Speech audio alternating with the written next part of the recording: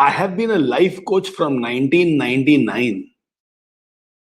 And in my life coaching work, I have found people find it difficult to implement big ideas and philosophies, but they are very comfortable in implementing practical inputs and insights into their life.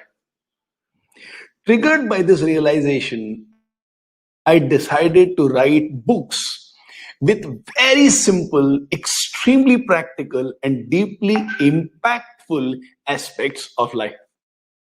These books have been written for normal people who would love to fine tune their life, improve their life by small bits and pieces.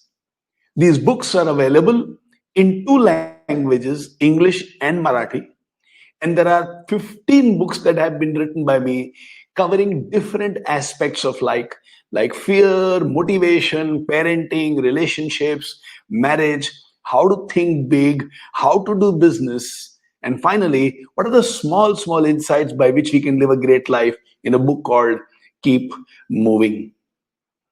Each one of these books have been published by Vishwakarma Publications, and I would consider it as a personal honor and privilege if you go through these books and let me know whether they made a deep impact in your life. Wish you all the best. May you live an awesome life. Thank you so much for reading the books. My name is Narendra Goidani.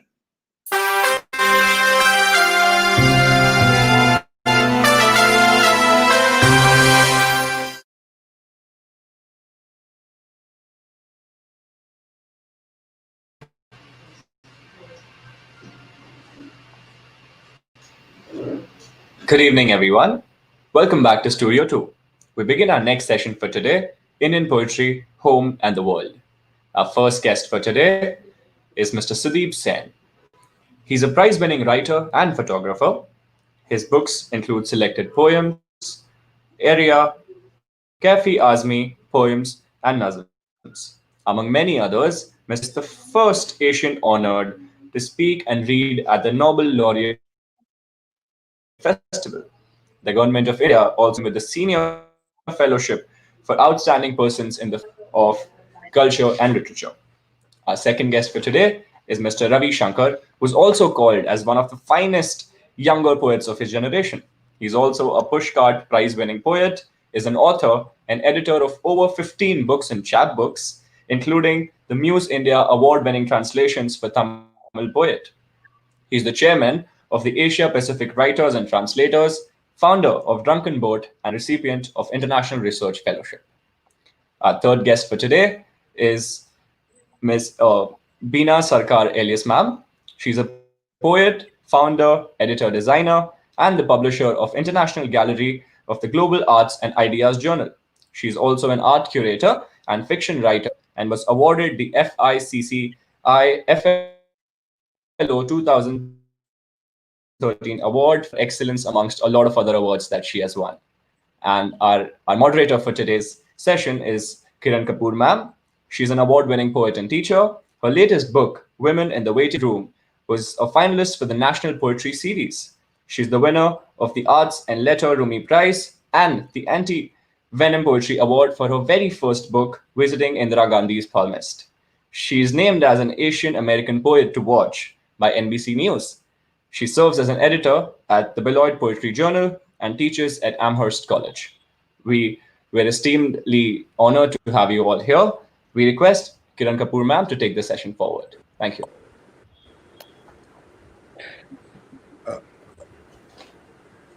Sudeep. Yes. Hello, everybody. It's lovely to see you all. Kirun, I don't think you have to moderate, so don't worry. I mean, this comes as a bit of a surprise, but that's all right. I mean, I think what we will do is just read in sequence in the same sequence as our names have been announced, and then just have a chat, respond to each other's poetry and so on. But Kirun, welcome. I'm meeting you for the very first time. I've read your work, and it's wonderful to see you for the first time, sort of moving, as opposed to a still image, which is an awkward photograph. Thank you. It's such a pleasure to finally meet you. Yes, and of course, Ravi, fantastic to have you. Old journeyman in the field of poetry, translation, literature, and we often speak and so on. And Bina, again, a very old friend and a fine poet and an incredibly fabulous designer. And she's just Do had a new not book out. believe him. I don't believe me, but you'll see the work and you'll see it for yourself. And she's just had a new book out. So welcome everybody. I'm not the moderator, but let's let's go for it. Yes. Thank you. So what I'll do is I'll just read some poems to start with, and maybe 10 minutes, and then we can chat and then move on in the same sequence. This is a new poem called Disembodied, new as in like a year old, and it comes from the current times. I live in Delhi, which is where I'm speaking from, and it's an extremely polluted city. The air has affected me personally and many other people. So partly it talks about that, partly it's about Anthropocene, partly it's about the pandemic. Disembodied.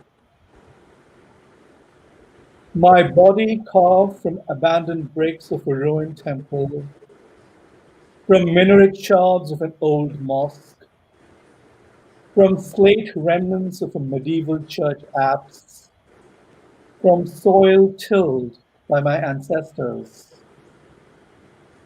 My bones don't fit together correctly as they should. The searing ultraviolet light from aurora borealis patches and edge corrects my orientation. Magnetic pulses prove potent. My flesh, sculpted from fruits of the tropics, blood from coconut water, skin colored by brown bark of Indian teak. My lungs are fueled by Delhi's insidious toxic air, echo asthmatic sounds, a new vinyl dub remix. Our universe, where radiation germinates from human follies, where contamination persists from mistrust, where pleasures of sex are merely a sport, where everything is ambition, everything is desire, everything is nothing, nothing and everything. White light everywhere, but no one can recognize its hue. No one knows there is color in it, all possible colors. Body worshipped not for its blessing, but its contour, artificial shape shaped by Nautilus. Skin moistened by L'Oreal and not by the season's first rains.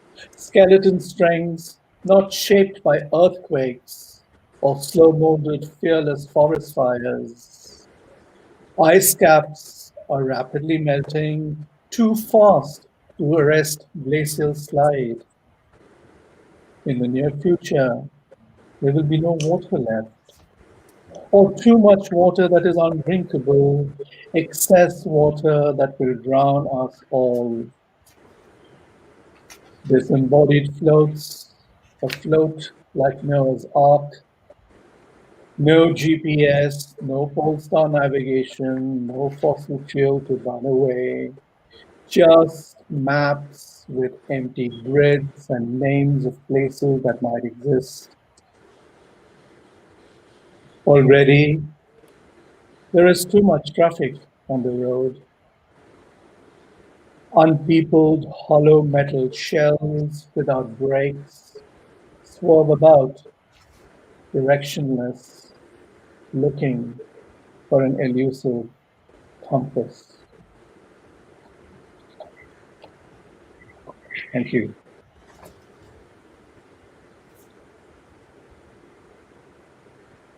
The next poem is from a long 25, 30-year project it's not a project, it's sort of an obsession.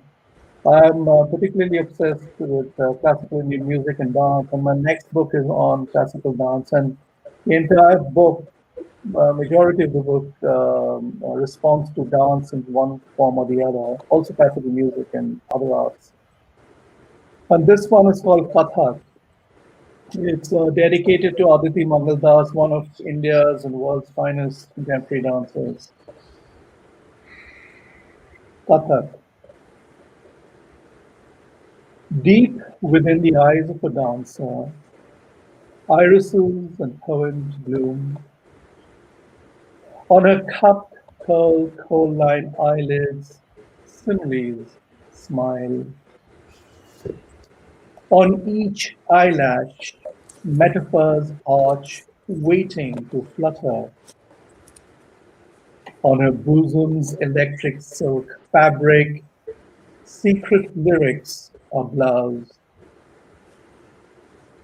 Her limbs, slender extension tips, decant arias. Tumri sing, soar, her balletic grace liquid. She dances on water, always afloat. Even Khusro and Kabir, stung, tongue-tied, searchingly compete to compose couplets for this dancer's next movement. Pupils wide-eyed, she cajoles, seeking her lover. Hidden in the dancer's heart, the beloved quietly resides.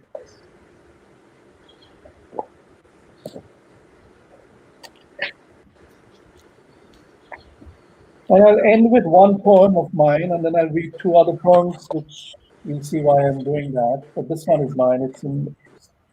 I'm reading this because Delhi is going to be entering the winter season. It's early winter, but winter in Delhi is very, very special. Apart from the toxic air, of course. And this one is titled eponymously "Winter." Couched on crimson cushions, pink bleeds gold, and red spills into one's heart. Broad leather keeps time, calibrating different hours and different zones, unaware of the grammar that makes sense. Only random woofs and snores of two distant dogs on a very cold night clears fog that is unresolved. New plants wait for new heat to grow, to mature. An old cane recliner contains poetry for peace, woven text keeping comfort in place. But it is this impatience of want that keeps equations unsolved.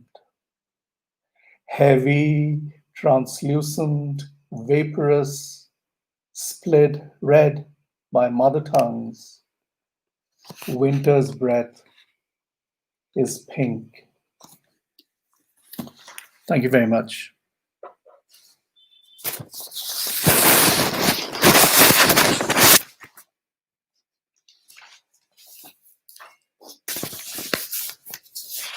And I thought I'll end my reading here. I still have a few more minutes, I think. But I want to donate this time to three friends, actually, I've lost over the last 3 days. We lost Manglesh Dabral, one of the finest Hindi poets, yesterday. And I've translated a lot of his work. It's all on the international website, the Rotterdam site. You can have a look, and it also has him reading in Hindi, and he reads beautifully. So I read one stanza from one of my translations of him as a homage to his family. The second one is a homage to Ustad Devu. Again, one of India's finest Kathak dancers passed away this morning, or was it yesterday? And it was a poem not written for the occasion. It was a poem I wrote in 2017, and it's just, that's the way it is. I mean, it would be in the dance book, but I'll read a bit of that. And the third is simply it's an act of friendship. Ashwini Kumar, who was originally supposed to be with us, is not with us because his brothers got COVID. and he has to rush away, and so he's not part of the panel. So I thought, let me just start reading a short poem by Ashwini, just to mark this time. So this one is called Searching the Four-Armed Peacock Shankar by Ashwini Kumar.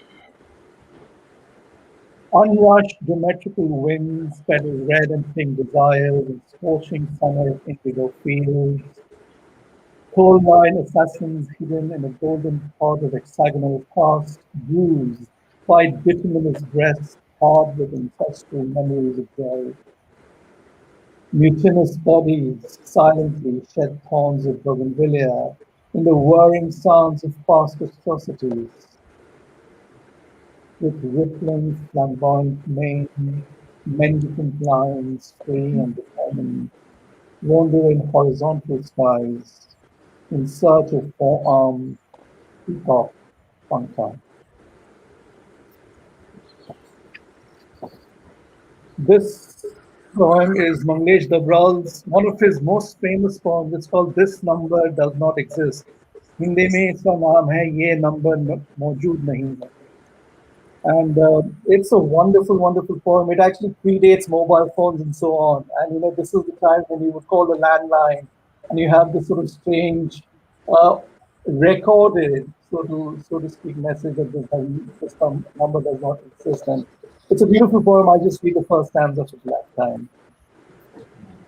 Manglesh Dabral, sorry, we miss you, and heartfelt condolences to your family, and I think we've lost a giant in the Muslim community.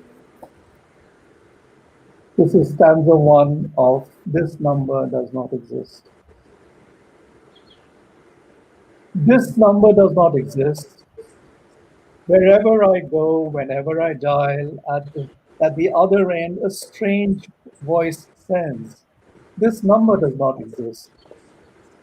ये number मौजूद नहीं है.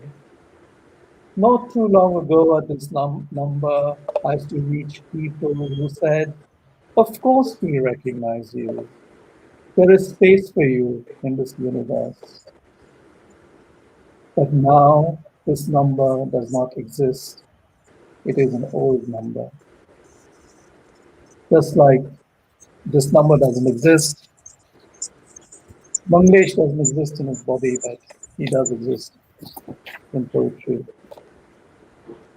And the last one is a poem of mine, and it's called Rhythm Divine 2. And it's actually the title of one of Astad Devu's production by the same name. And I'll read the poem. Astad Devu, 1947 to 2020. Movement 1.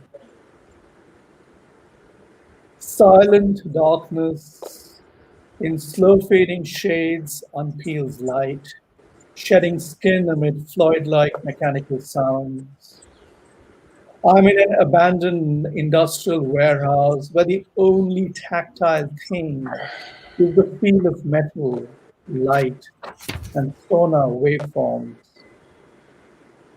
Nitrogen smoke fills the incandescent air as the light beam pool brings to focus a dancer draped in silky saffron and orange. Repetitive bells ring, weather noises fill the penumbra. Dancer's silk melts to gold. As he pirouettes in metronomic motion, the filigreed rims of his costume skirt expand and shrink like a gyroscope, like a moving clock wheel, circular, endless, a balletic folding and unfolding of sweeping arcs. I'll leave it there because it's a long poem, and because I've come to the end of my time. But thank you for your patience. Thank you, Sudeep. It was great to hear those voices in the air. I suppose I'll continue as I'm cognizant of the time. Hello, everyone. I'm Ravi Shankar. I'm speaking to you from the US, and so it is for Kirun and I the early morning. So while some of you are having your dinner and samosas. We are having our coffee in the morning here. I should just mention I am here on Wampanoag land. That's the indigenous people who lived here. And it's important to note, as we're in the middle of our own pandemic, that they were decimated by smallpox over 400 years ago.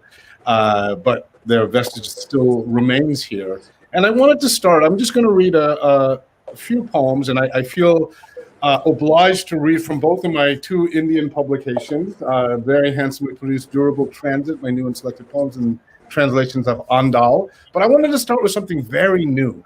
And I've been doing some volunteer work here in Rhode Island with the DCF, the Department of Youth and Family Services, for children who have come from foster homes or in juvenile detention facilities.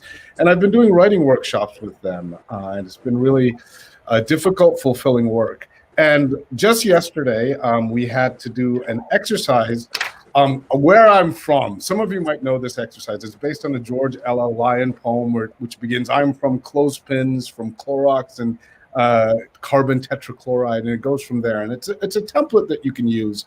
And I had them all write this. It's a very identity-oriented poem, and I thought because I'm doing it, I should write it too. So it's not typical of a kind of poem I would normally write, but because they were courageous enough to share that with me, I will share this poem with you. So this is called Where I'm From. I'm from sandalwood paste, from Amul milk powder and Air Jordan knockoffs. I'm from the faux Louis XIV armchair wrapped in a plastic slipcover until the dinner guests arrive. Ornate, powder blue, smelling of the 1970s like a finger fishing inside the glove box of an Oldsmobile Omega. I'm from cherry blossoms, riotous, fragrant, pink, Japanese, obscuring the view of the domed neoclassical Jefferson Monument. I am from turkey-free Thanksgiving and congenital thriftiness, from Chittor Harihan Krishnaswamy and Kawalmanam Sankara Narayanam. I'm from the Jibba shirt and the J.C. Penney portrait, from the Rumba Nundries and from What Will the Auntie Say? I'm from Om Gana Ganapat Nama, chanted incessantly on cassette tape while aproned Amma stirred dal. I'm from Coimbatore, known as the Manchester of India because it produces half the country's motor pumps and steel casings, and from Manassas, famous for the battles of Bull Run and Lorena Bobbitt. I'm a Tamilian Brahmin, an ABCD, an American-born confused Desi, birthed from mango lassi and eggplant parmesan seasoned with chili flakes. I'm from my journalist Thatha, smuggling his family out of what is now Pakistan during partition, then returning there alone, dressed in a hijab with his notebook so he wouldn't lose the scoop. I'm from marriages arranged by middle-aged men, calling upon Vedic astrology and chasing Amma to the top of a banyan tree because she desired no husband. And from thin blue airmail letters stacked in a shoebox and frozen in motion on spools of Super 8 home movies where Appa has bell-bottoms and hair, where my sister and I hula hoop and ride bikes around a cul-de-sac, from photo albums sticky with dates and captions and thought bubbles appended to the heads of the velour-wearing immigrant family we once used to be. I'm from there and now and here and then and from nowhere at all, because being homeless in my garbled Tamil means that my home is everywhere. So that's for the DCF Rhode Island kids. All success to them. And just want to read this book, Durable Transit, New and Selected Poems, was published by Hemant Devant and Poetry Wala. It's available in India. And I'll just read you a small poem that I normally don't read. Let's see. Okay. So this is just a poem of kind of heartbreak in the end of a relationship. And it's called Home Together. Between us, the vacuum of early evening, a pot of rice and beans simmering on the stove. Between us, for now, an easy domesticity, the way we move past each other without words, a thin breeze hitched up to bay windows, our footsteps rattling on the hardwood floors. Words are there, though, invisible yet sharp as incisors pulled from a hound's drooling jaw. Words we could have never have meant to speak, but did, recanted, and then spoke again. Such words should have died in our lungs. They've staked between us a fence of teeth. And there are some new poems as well, and it encompasses 20 years. It's kind of a little humbling to know that you can hold your entire life's output in one hand like this, but so it goes, new and selected poems. And I want to also read you just a little excerpt from this book, The Autobiography of a Goddess, published by Zuban Books, co-translated with Priyastharuka. And for those of you who don't know, Andal, of course, a great Tamil poet saint from the 8th century, the only female Vaishnavite saint of the 12 Alvar saints, and kind of composed all of her books before the age of about 14 or 15, which at what point she apocryphally disappeared, and no one really knows what happened to her. And I think she's really a tremendous poet. So though she left only these 2 bodies of work, someone who's kind of like Rumi in South India, not really known outside of India, which was part of the reason why I was so eager to translate her. And I think I'll just read you a little bit, because her poems can be long, from the middle of the song to Kamadeva, the god of love. And this comes right from the middle of this. My surging breasts long to leap to the touch of his hand, which holds aloft the flaming discus and the conch. I shudder to think of my body being offered to mortal men, when it was made to wait only for him, like prasad, the sacred offering anointed by learned Brahmins versed in the Vedas, but instead of being mingled with the divine, to be sniffed, pawed at, desecrated by forest jackals who'd eat decomposing bones as easily as blessings. Even through springtime, I will keep my word, Kamadeva, and praise you for rousing the insatiable, sleep-heavy limbs of maidens into exquisite mutual enticement. All day, I will sit within myself, waiting for the dark lord hued and arrayed overhead as rain cloud, then as dusky blossoms from a blackberry bush. Please coax his glance this way. Persuade his lotus eyes to consider my life bud, to shower down grace. O Manmata, take my simple gifts, sugar cane, freshly harvested grain, steamed sweet rice, flattened patty. Ask him to eat them from my hand. Coax the world measure to caress my waist, to encircle the twin globes of my breasts, and your glory will resound for generations to come. See, my body is filthy, my hair unravels, my lips pale. I eat but once a day, grudgingly, already engorged on longing, O radiant and mighty Kamadeva. And it goes on from there. She truly is, I think, the combination of the visceral, sensual, and erotic with the transcendent and the divine is really something very special about Andal's work. And I'm just going to finish with one last poem because I'm really excited to hear other poets. This is a poem I wrote earlier in this year. I didn't think it would still have as much meaning as it does now, but we're still not out of the woods, obviously, with what is happening.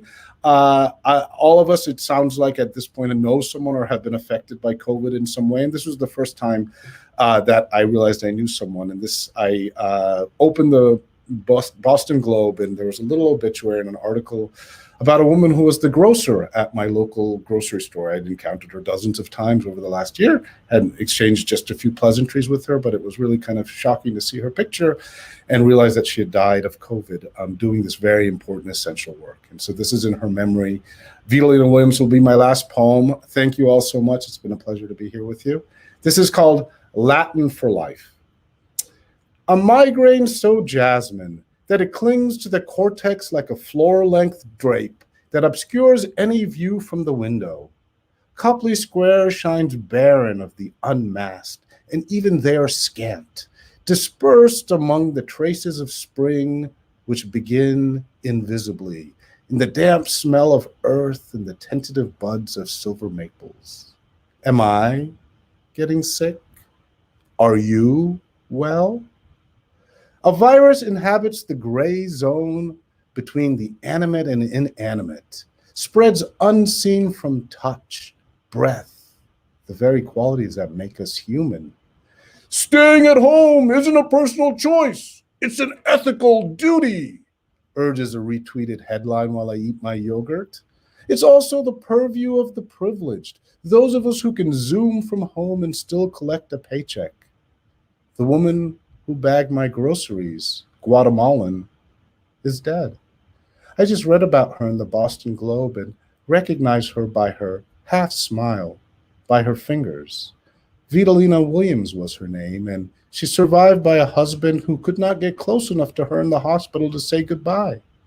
He tells the reporter, nobody's to blame, and everybody's to blame.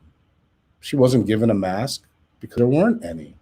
The man who unloaded pallets of dairy products from the back of a tractor trailer might be getting sick, and the migrant workers who work on farms might be exposing themselves to deadly pathogens so that we can all stay safe. That's democracy now. That's the line between the haves and the have-nots. There's a metaphor here, I think, hating myself for thinking figuratively in the face of literal work.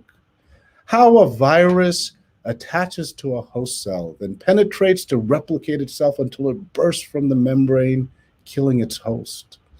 It's stunning to see under the eye of an electron microscope, aesthetically pleasing even, a haloed Helen Frankenthaler abstraction. Although all I can see in mid-morning's throbbing light is Vitalina's dark eyes and her brown fingers, meticulously sorting the pasta sauce into one bag and the eggs into another so that they don't break. Thank you all very much. Beautiful. That was wonderful, Rob. It was lovely. Thank you. Such a timely reminder of what so many people are going through. I'm delighted to be with you all and particularly to meet Sudeep and Bina. Sudeep, I only know through poetry over long distances, so it's lovely to be in the same virtual space. I'm going to start with a poem that's actually the end of my most recent book that's just out. It's a poem about a river. A few years ago, we moved to a house that's very near a river, and I became fascinated with it instantly. It's a tidal river, so it changes directions during the day, and it looks different from moment to moment. And I found myself checking on it all the time as though it were another person to see what it was doing, as if it were a child or a pet maybe. And that fascination gave rise to this poem. It's called Let Me Be as the River. Nothing but motion, muck-mouthed, mud-hearted, brackish, all dirty at the lip, with rise and fall that exposes hull-gouging stones. No curiosity about source, no knowledge of destination, just willingness to bear anything right to the end. Silver as fish skin, 1 hour wrinkled, 2 hours smooth, duck-fouled, trash-choked, silent, then gossiping under a full red moon. Let me be dredged when the leggy girls go missing, used for a slow cruise, churned for speed, reeking of the unseen ocean, or veiled in the scent of pine trees, a fog in the head, then clear as the tip of a pin, enough beauty to draw blood, enough anger to strip the banks, enough fullness to carry the pleasure boats high.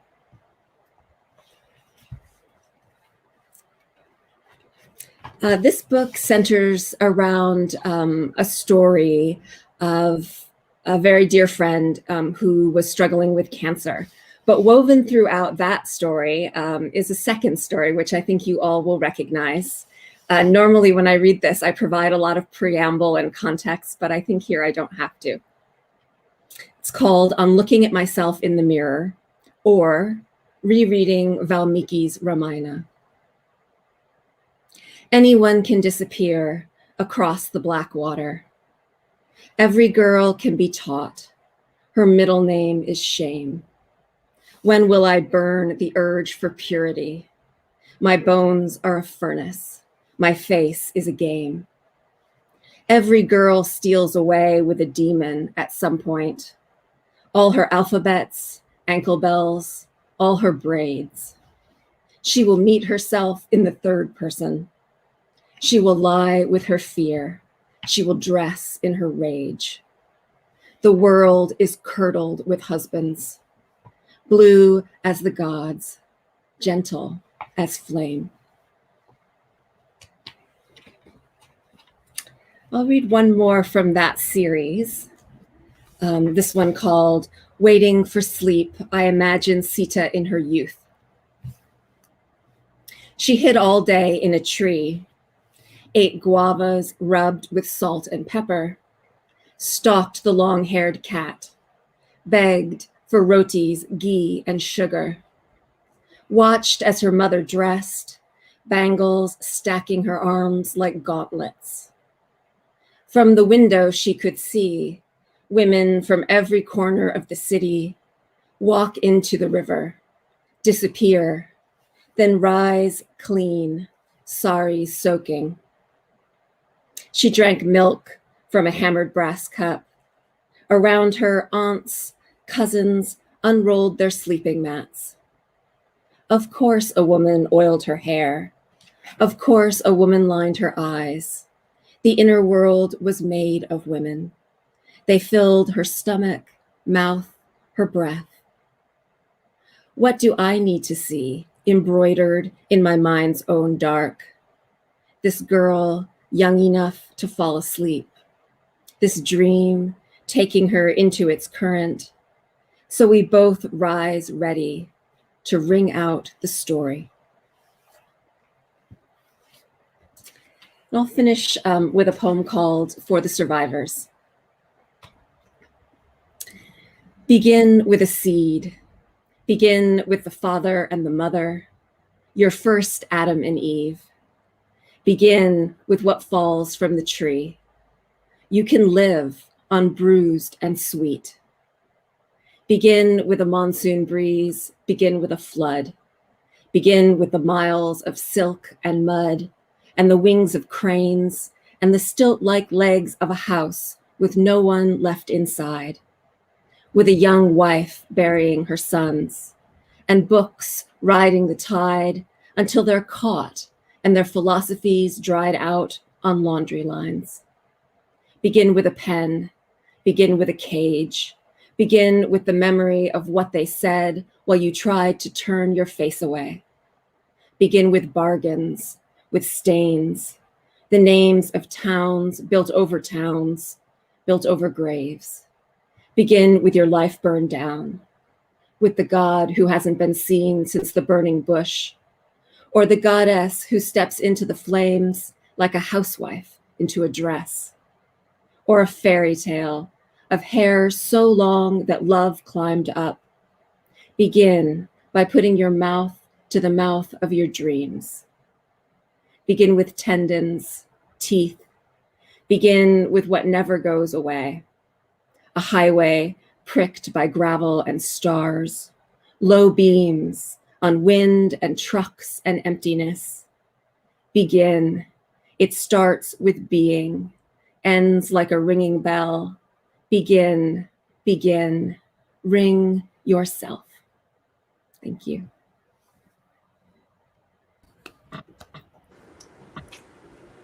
Thank you.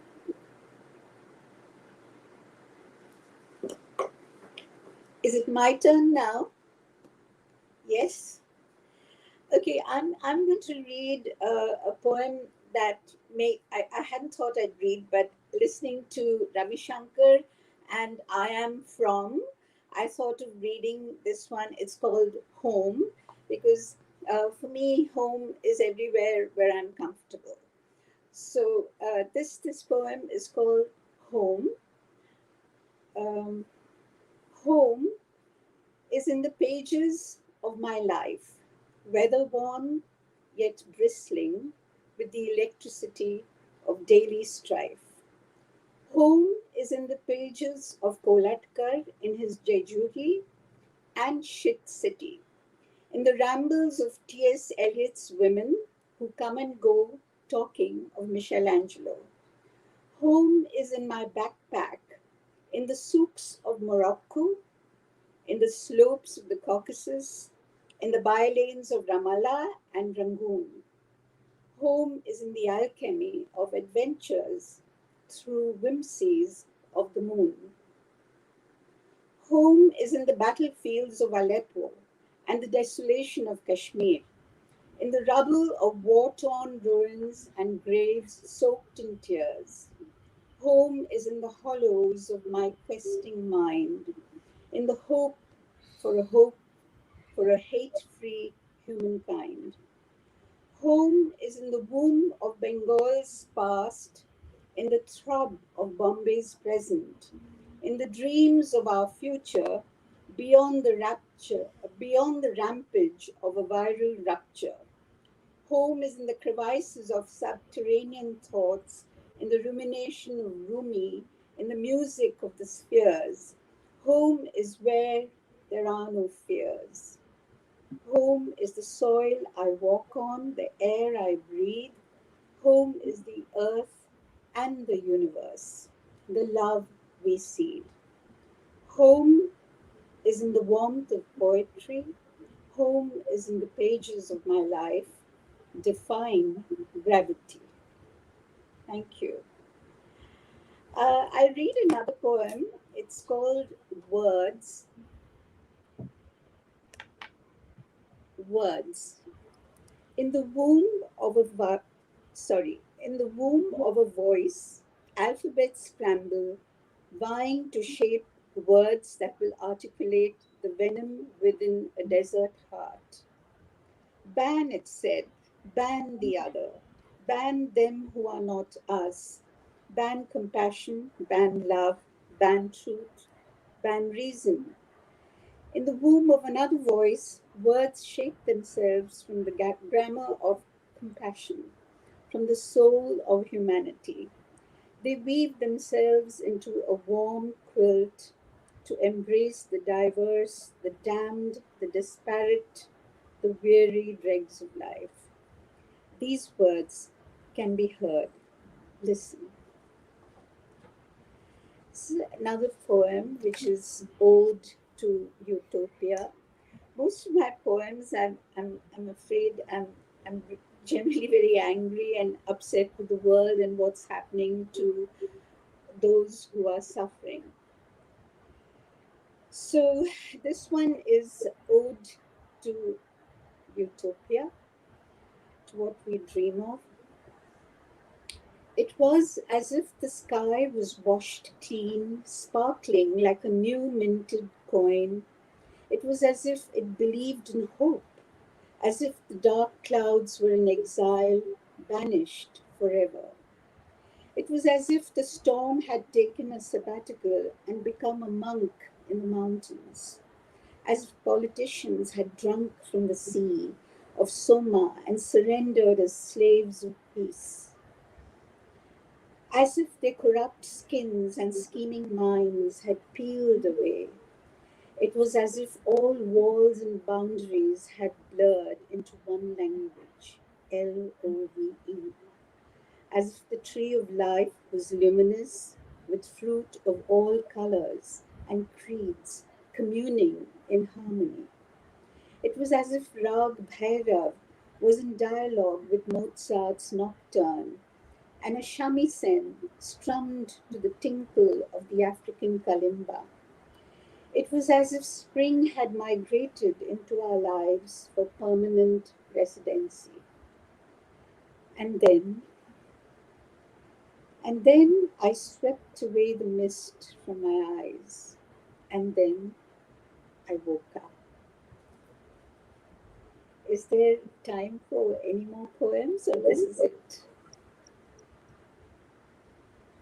I think there's time for one more. We have 10 minutes left, it sounds like, or so. Oh,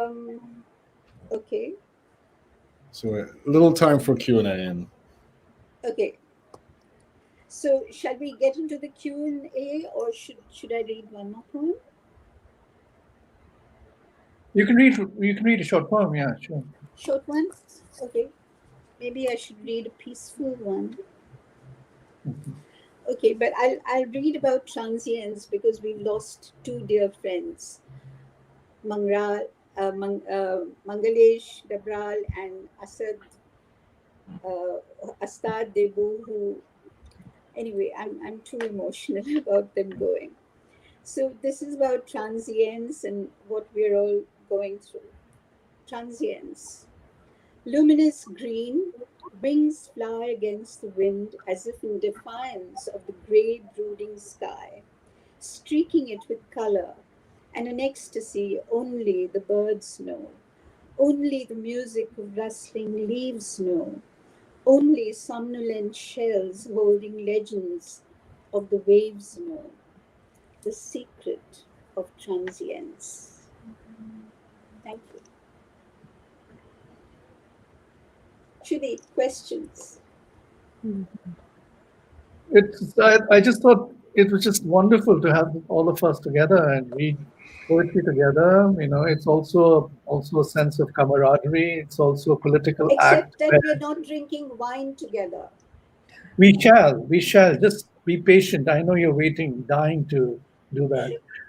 But it's a political act in the sense that we are all together, joining hands through poetry, through words, you know, to make the place a better place. I mean, it sounds so cliched, but you know, what do we have? We are fairly powerless. The only tools we have as poets are our words, and to just thread it as a garland of peace and hold hands together. And which is why I think, you know, a session like this, bringing Indian poets from across the world who normally wouldn't be on the same forum, it's something that you know, Ravi and I, you know, firmly believe in, and in our anthology work, we've done it endlessly over the last 20 years. It's a thankless job, as we know, because you know, you can't include the entire world, and anybody who you don't include are your permanent enemies for life. But that's the petty side of things.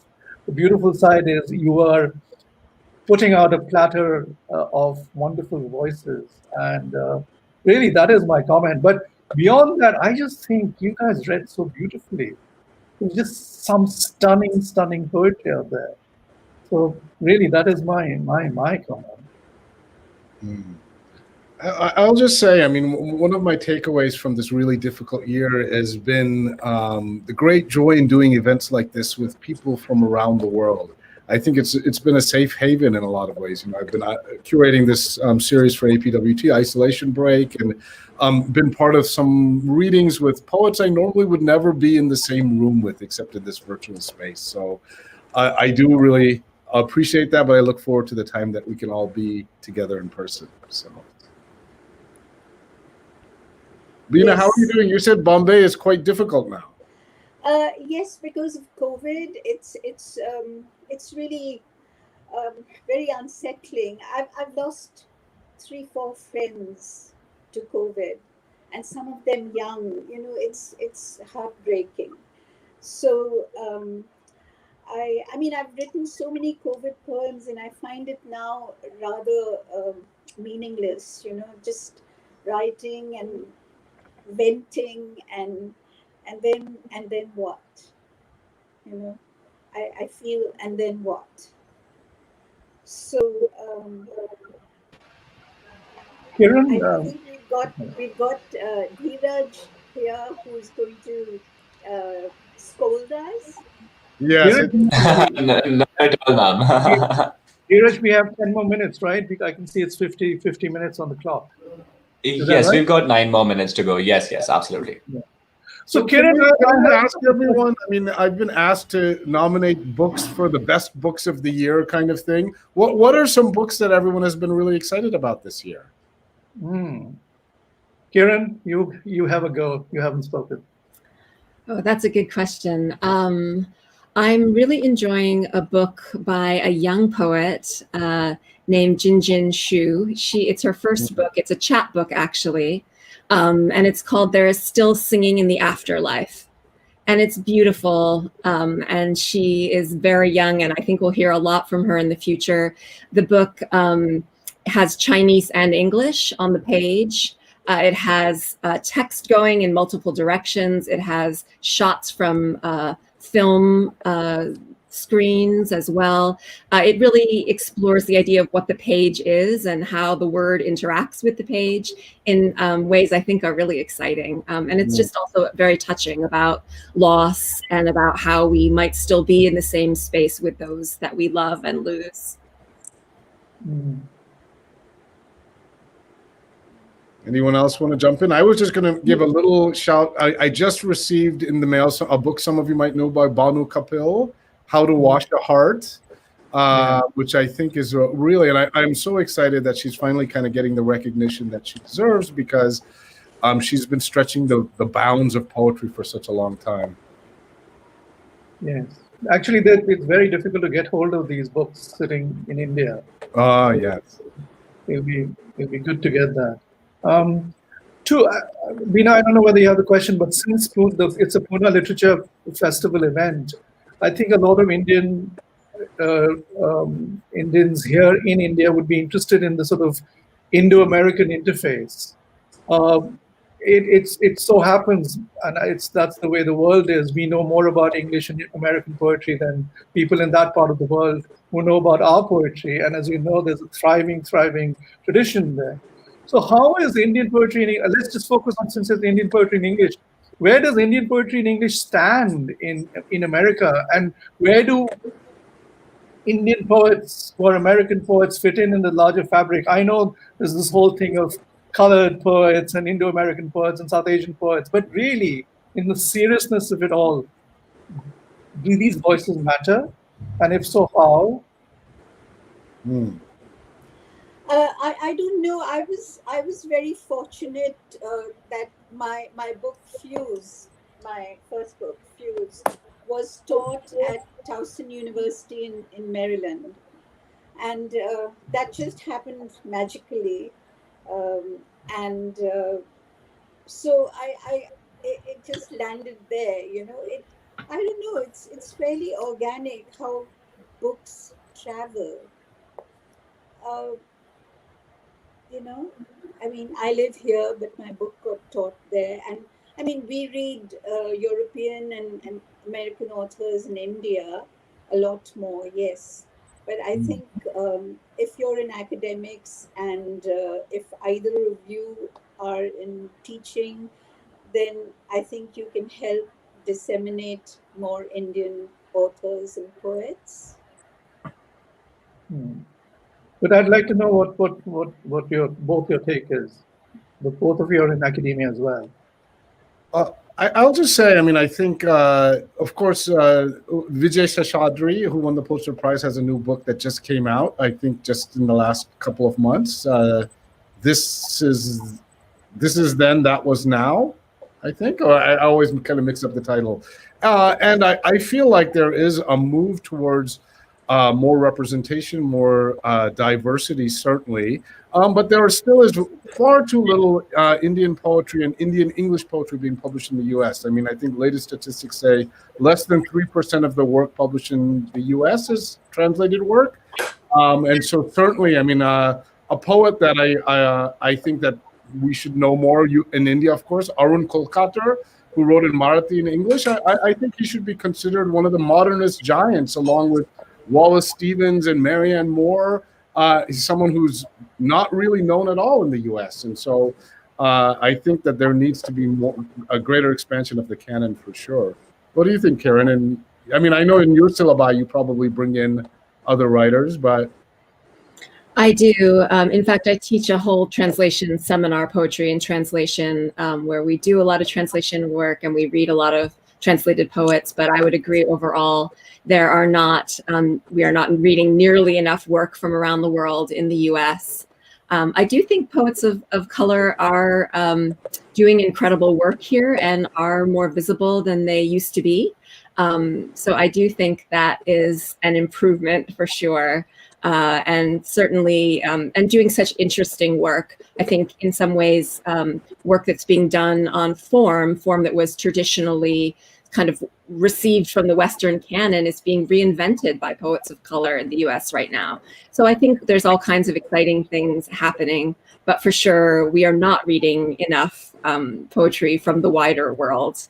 Though I think India fares better because some Indian poets write in English, but not enough work to do for sure.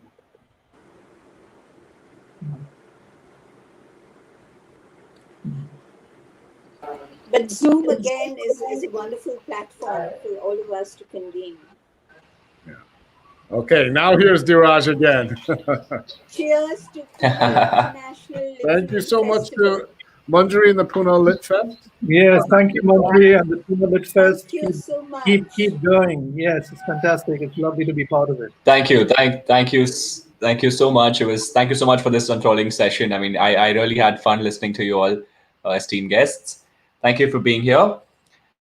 We begin our next session, 6 Suspects, Adaptions, and more in the next 15 minutes, exactly at 7 p.m. I hope to see you all on Studio 2 at 7 p.m. Tune in with us. Thank you so much.